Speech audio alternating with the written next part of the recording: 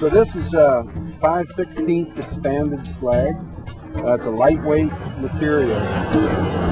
This is our nursery mix. It's composed of pine fines, peat moss, and it's got a little bit of fertilizer in it as well.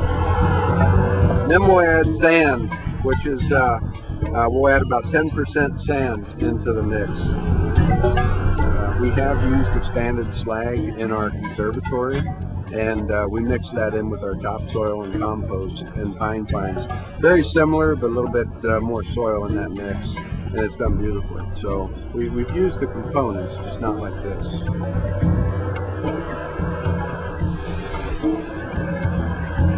We're finally installing the long-awaited extensive green roof on the Giraffe house. And it's extensive because it's 6 inches or less of growing medium. And up here, when we're finished, we'll have 4 inches of growing medium. And then the plants will be above that. And below that, there's a root barrier and a roofing membrane. We did the flood test on the building and put the water in, make sure there was no leaks on the building, on the roof, and everything was fine. Then we came back, did a protective layer, and now we've got a drainage mat going down. When the drainage mat is down, it has these holes that'll store water and keep water out of the root system. Then that has a layer over it so the roots won't get down on it. Then we come back in, put in the 4 inches of mix, and we're good to go. And it's a mix of about 80% of the expanded slate and 20% of organic matter mixed with sand. We want some organic matter because we want the plants to thrive and they need some nutrition. So they're going to get it from the pine bark and other things that are in the mix. But we don't want too much because it'll over-fertilize in these extreme conditions. So the organic matter is going to give them just about the right amount of food that they want. And because there's so little of the organic matter, it's going to be very efficient. It's going to get eaten up by the roots, and hardly any of it is going to go into the water that goes off of the roof whenever there's a rainstorm.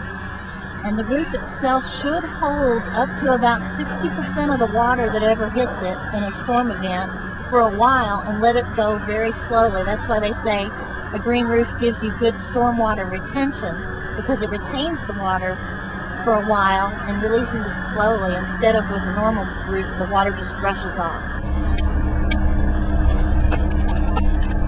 The types of plants we're putting in are going to be sedum. We've got 35 varieties of sedum that are going on this roof. Various different types. Some are kind of red foliage, some are yellow foliage, some are green foliage, just variegated. We're basically trialing 30 different varieties or so we can tell which ones do the best in the greater Cincinnati area. From that, we'll put in maybe about another 15 or 20 different types of plants that aren't sedum to see whether any other plants will do well up here. Next to the gold probably has to be something either red or dark. And then next to the dark can be the variegated. We're using sedum, which is as drought tolerant as we can get.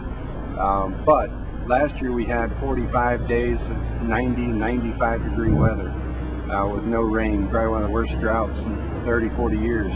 So putting irrigation in probably cost us anywhere between $150 and $200. So very inexpensive, good insurance. And these are low flow heads that basically they're rotors, and we've got some set on all corners and down each side, and basically they will water the sedum if we run into a drought.